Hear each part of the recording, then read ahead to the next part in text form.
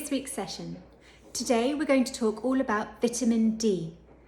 It's a topic that's been discussed widely on the WhatsApp group, and it's so important for our well-being that we felt it was important to do this session today.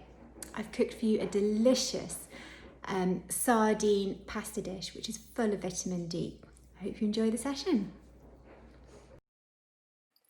It might seem strange to talk about the sunshine vitamin in the middle of winter when we haven't seen the sun for some time.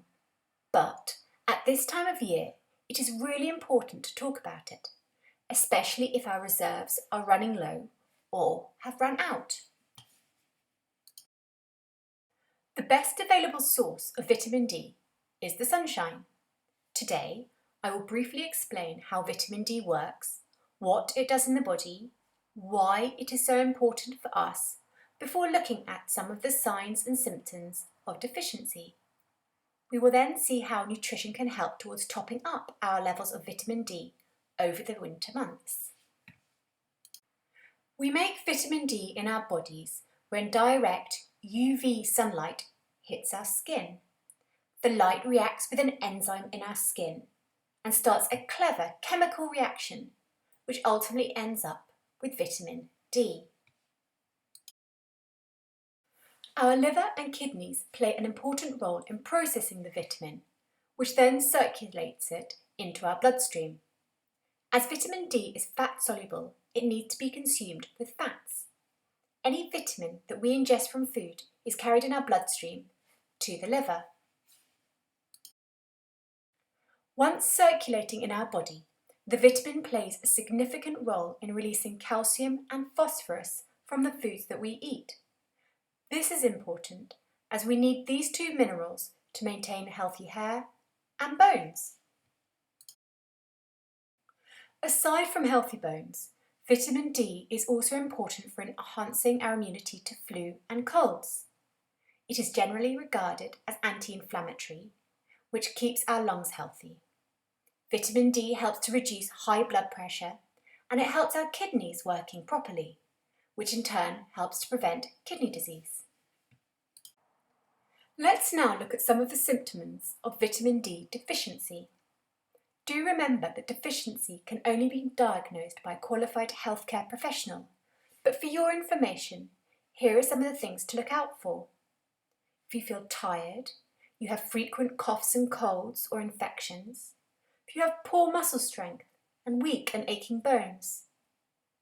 Other things include loss of appetite, low mood, and trouble sleeping.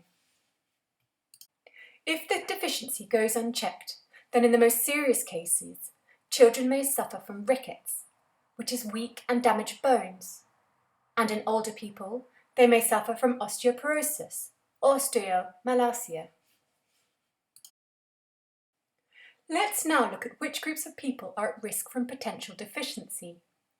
Babies and young children, pregnant women or those breastfeeding, as well as teenagers who do not spend enough time outdoors, may not be getting enough vitamin D.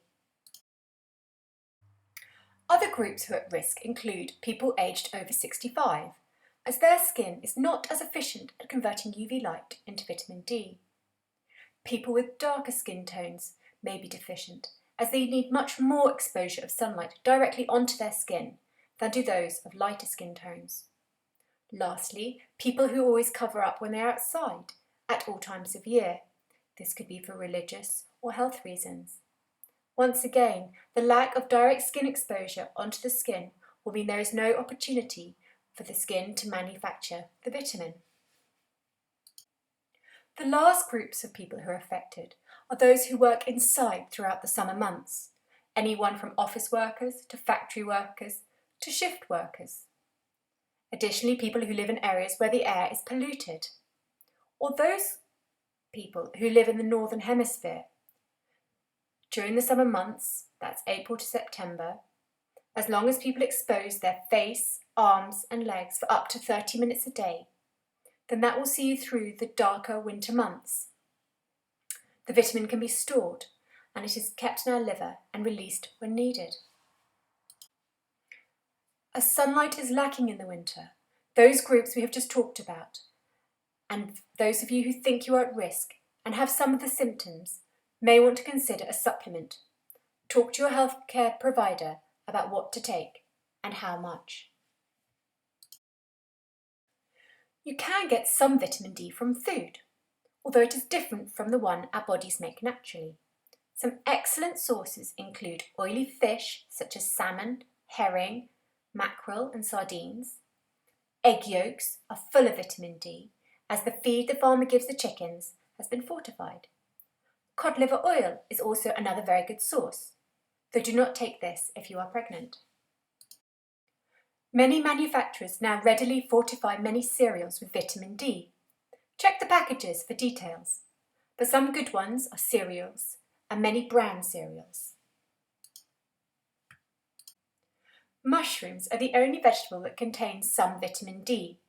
It is different from the animal-based one, as mushrooms too can synthesize sunlight. The amount in each mushroom will depend on the conditions under which it has been grown.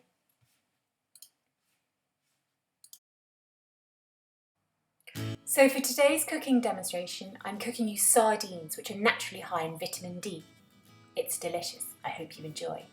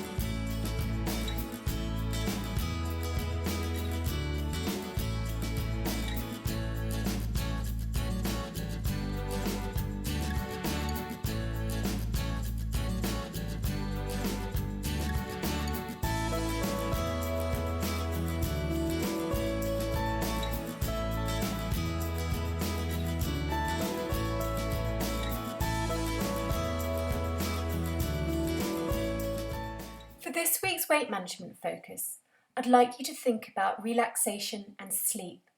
Getting enough sleep each night is really important for your well-being. So this week, focus on trying to have a good night's sleep. Thank you for watching today. If you have any questions at all, please post them to the WhatsApp group or send them to Hajir or to myself. I look forward to hearing what you have to say. Thank you, look after yourself and take care until next week. Goodbye.